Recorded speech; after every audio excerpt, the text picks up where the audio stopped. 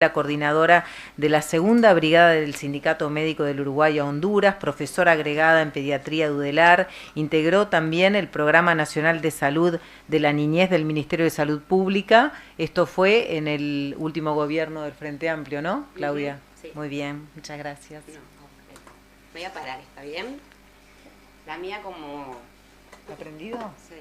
¿Sí? Bueno. Hola, hola. Está prendido, ¿no? Hola, ahora.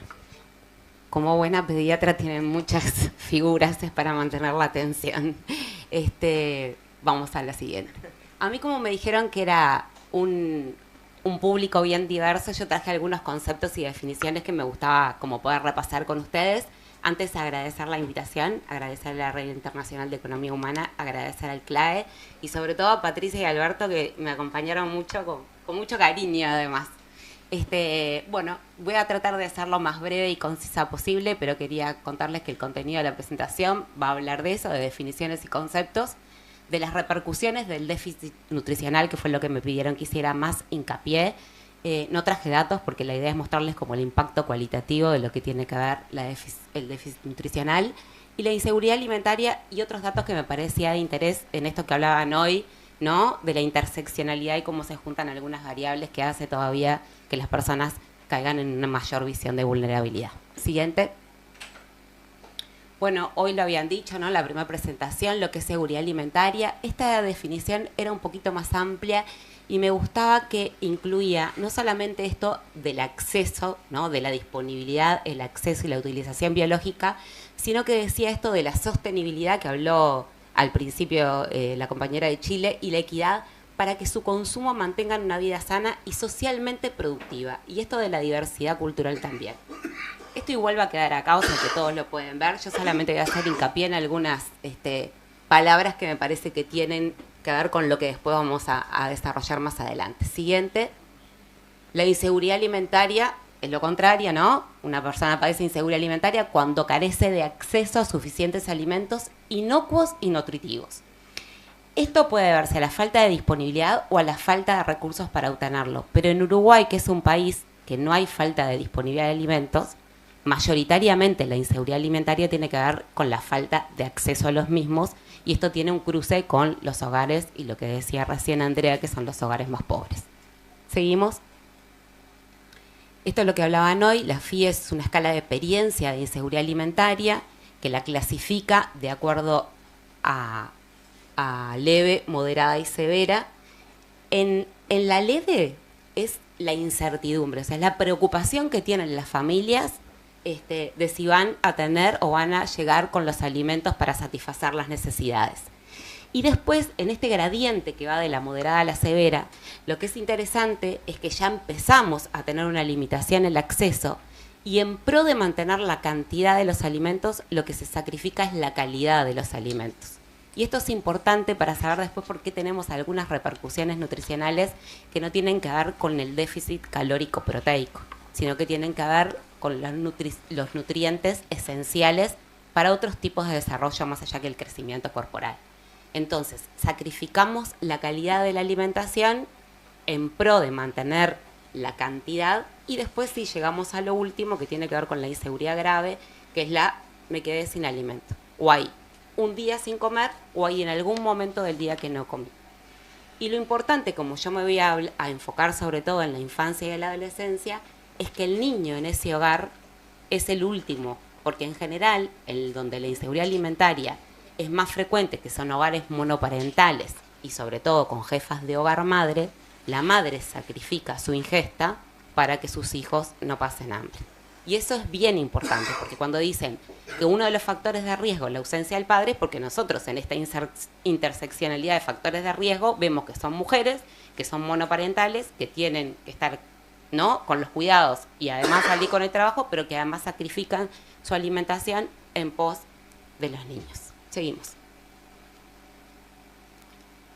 El hambre, que tiene mucho que ver con la inseguridad alimentaria grave, es esta sensación física incómoda, dolorosa, que es causada por un insuficiente consumo de energía y que cuando es crónica es cuando lleva a las repercusiones que vamos a ver más adelante.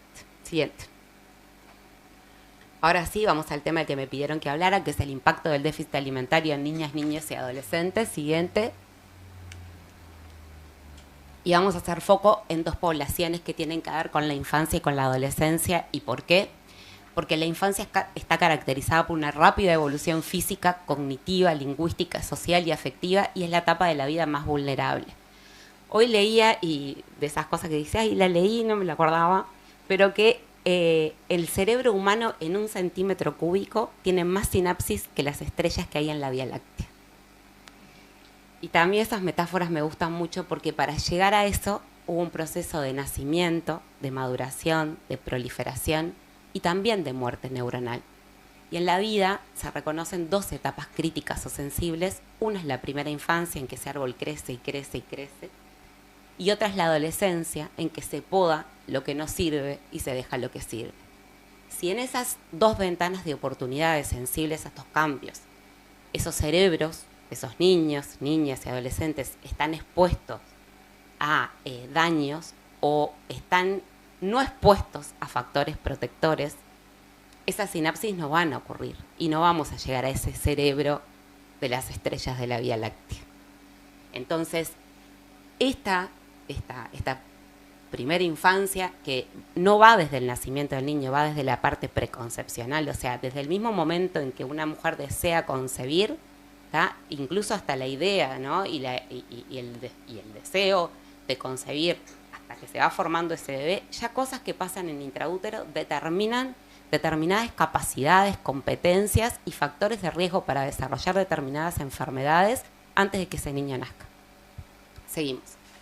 La otra ventana crítica que hacíamos referencia es la adolescencia, por esto, ¿no? Por este periodo dinámico de ciclo vital, con grandes cambios físicos, psicológicos y sociales. Hay un aumento en la velocidad de crecimiento, hay una maduración sexual y hay una diferenciación de los sentimientos y de los pensamientos, en los que los factores y la deprivación de factores nutricionales también tienen mucho que ver. Siguiente. Entonces, una cosa bien importante, como si tuviéramos que dar mensajes claves, es que la inseguridad alimentaria, aunque no sea grave, deja daño, produce daño, ¿tá? O sea, que sea grave obviamente va a producir más. La edad de inicio de esa anoxa también va a tener que ver con el daño que produzca. Y el tiempo de exposición también tiene que ver. Pero aunque no sea grave, produce daño. Y esto es muy importante, que en niños y niñas pequeñas la inseguridad alimentaria es un factor de riesgo para problemas nutricionales por déficit y exceso, además de lo que se produce a nivel mental, psicosocial y de los vínculos, porque en los hogares donde hay inseguridad alimentaria hay mucho estrés y ese estrés se transmite. En esos niños en crecimiento se produce un estrés tóxico y el estrés tóxico tiene que ver no solo con cómo voy a crecer, sino cómo me voy a desarrollar, pero además con alteraciones conductuales, las conductas más agresivas, la incapacidad de frenar, ¿no?, mis impulsos, tiene que ver con esto que nos está condicionando estos hogares. Seguimos. ¿Desde cuándo y hasta cuándo? Bueno, esto es lo que decíamos hoy, ¿no? El inicio del impacto de los déficits nutricionales van desde lo preconcepcional. Hay estudios, hay teorías, hay evidencias. Hay una teoría que es la teoría de Barker, que lo que dice es que el bajo peso al nacer de un niño tiene implicancias para el desarrollo de determinadas enfermedades que se asocian con sobrepeso y con el síndrome metabólico, que tiene que ver con la resistencia a la insulina, que tiene que ver con las dislipemias, que tiene que ver con la hipertensión arterial, y que eso va a favorecer el desarrollo de diabetes y enfermedades cardiovasculares, que son de las causas más frecuentes, las cardiovasculares, de la mortalidad en la edad adulta. Lo que dice es que ese feto que se está formando en un útero, con una deprivación de nutrientes, y voy a hablar de nutrientes alimentarios, pero también ocurre cuando los nutrientes son nutrientes afectivos, se produce una reprogramación genética que es la base de la epigenética. No se dan mutaciones, pero se apagan y se encienden algunos genes que en un ambiente de deprivación lo que hacen es ahorrar energía para tratar de proteger a los órganos más nobles, que también es lo que pasa después cuando crece.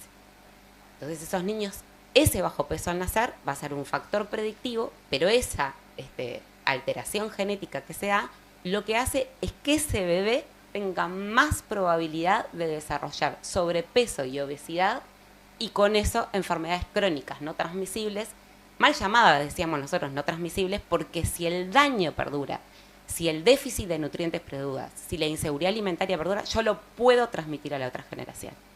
Entonces, en esta cuestión de poner foco, ¿no?, en las niñas y los niños, lo que estamos descubriendo más es que es importante poner foco en el trayecto de las vidas de las personas.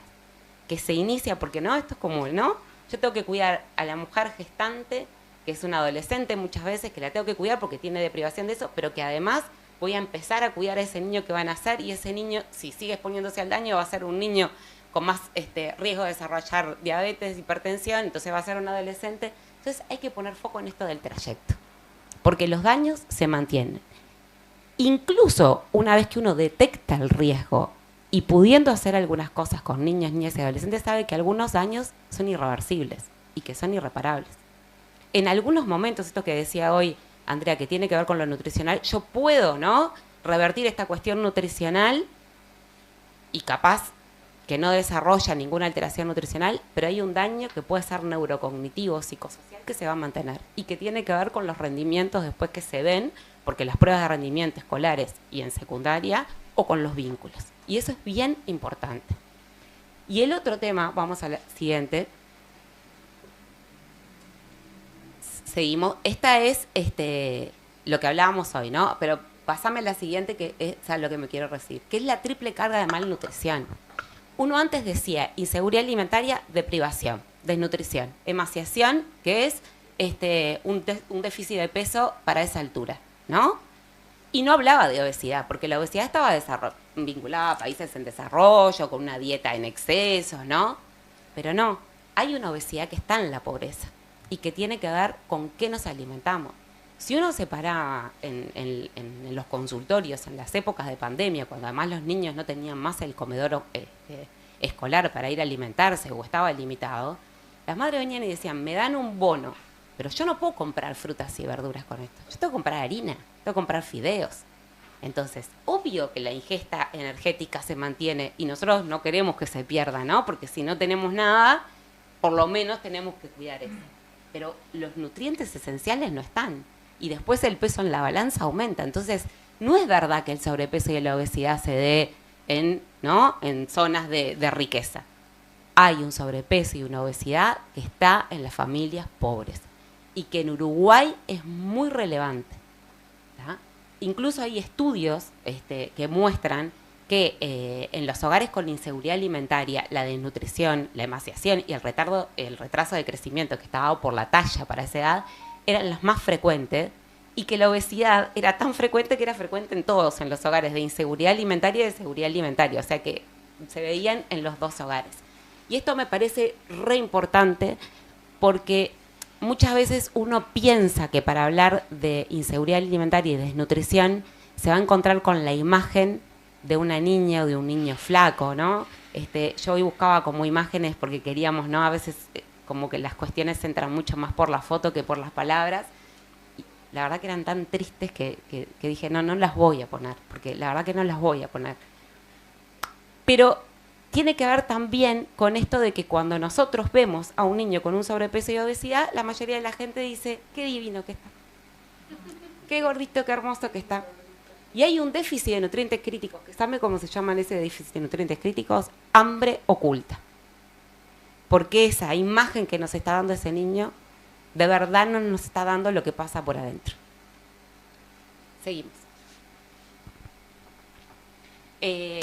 Hoy hacíamos referencia a estas cuestiones que tienen que ver con las medidas antropométricas, ¿no? Y estas cuestiones más de composición corporal, pero si entramos en los nutrientes críticos en la infancia, hay una ausencia en los hogares con inseguridad alimentaria de vitaminas, de fibra alimentaria, que sobre todo tiene que ver con las frutas y las verduras, pero hay 3 elementos que son considerados nutrientes esenciales, como el hierro, el calcio y el zinc, que hay una deprivación y que muchas veces las manifestaciones clínicas se hacen en momentos tardíos. O sea, yo puedo tener una ferropenia, puede estar ocasionándome ya distorsiones o puede estar ocasionándome problemas en salud y yo no las voy a detectar cuando entre un niño a un consultorio o una escuela.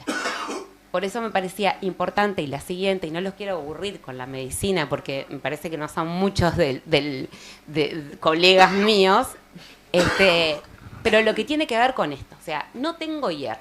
¿Y qué me pasa? Tengo un aumento de la morbimortalidad materna, infantil, tengo una alteración de la inmunidad, que es lo que le decimos a todas las familias, porque nosotros tenemos el hierro para dar, pero sin embargo el déficit del hierro es la carencia nutricional específica más frecuente en nuestro país.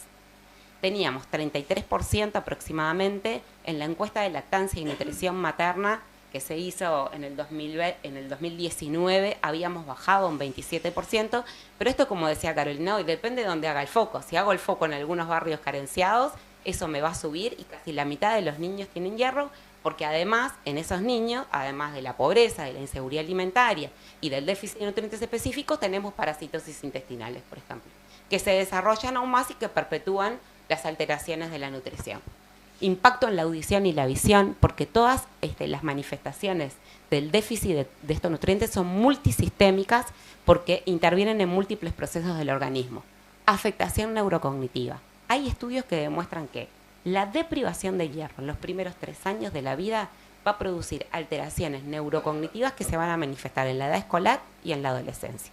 Esos niños, y hay estudios en Brasil que hacen lo que están haciendo, ¿no?, de la retrospectiva para atrás, que lo que ven es que son niños que tienen menores puntuaciones en pruebas de inteligencia y que cuando uno ve para atrás, los factores de riesgo que tenían eran la inseguridad alimentaria, la deprivación y muchos de ellos estaba constatado la anemia, más allá de algunos estudios específicos que tienen que ver con la lactancia materna. El déficit de hierro puede dejar secuelas en el desarrollo de la conducta infantil con efectos a largo plazo, hay alteraciones del vínculo y por último el desarrollo de la anemia ferropénica que potencia estas manifestaciones del hierro. Siguiente, déficit de calcio. Esto es para que vean que uno piensa en el hierro y piensa en la anemia, piensa en el calcio y piensa en los huesos, ¿no?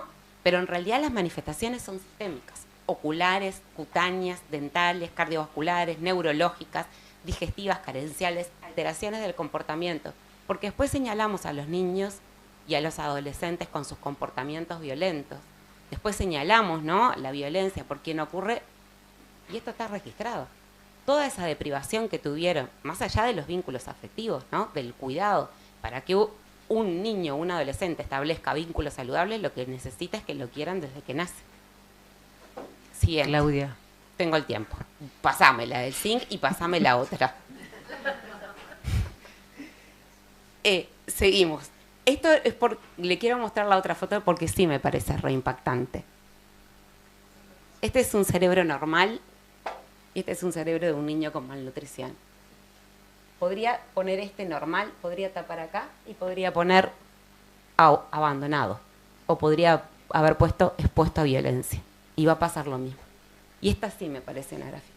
Nosotros, con todo esto que está pasando, estamos hipotecando las infancias. Porque esto sí es irreversible. Este es el cerebro de un niño normal.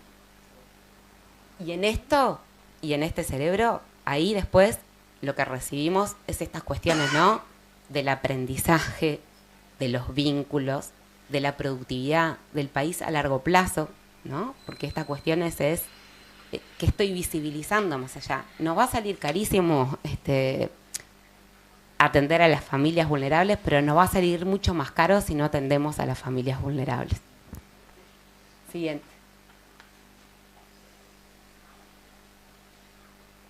Esto, Caro, un segundo, mira. Sí. Yo tengo toda la noche. Que además, en esos niños donde hay inseguridad alimentaria, que tiene que ver con el nivel de ingreso y la pobreza, la depresión materna aumenta 7 veces más.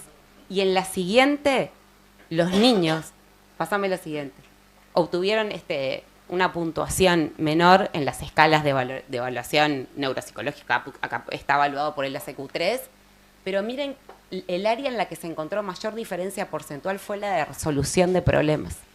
Digo porque después también discutimos los programas educativos que tenemos que enseñar, ¿no? Claro.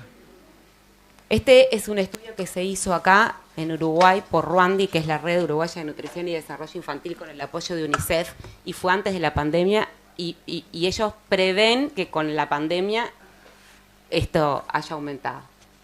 Y nada, siguiente, que me parece bien interesante, la mirada interdisciplinar Me parece que de la pobreza no se sale poniendo solamente foco en la economía, por esto que decíamos de la pobreza multidimensional, que se nos van los tiempos, que después a veces es irrecuperable y que el bienestar de los niños depende de todas y de todos. Bueno, muchas gracias. Gracias, Claudia. Muchas gracias. Un datito, en este estudio de Villa García y Punta de Rieles, que hicieron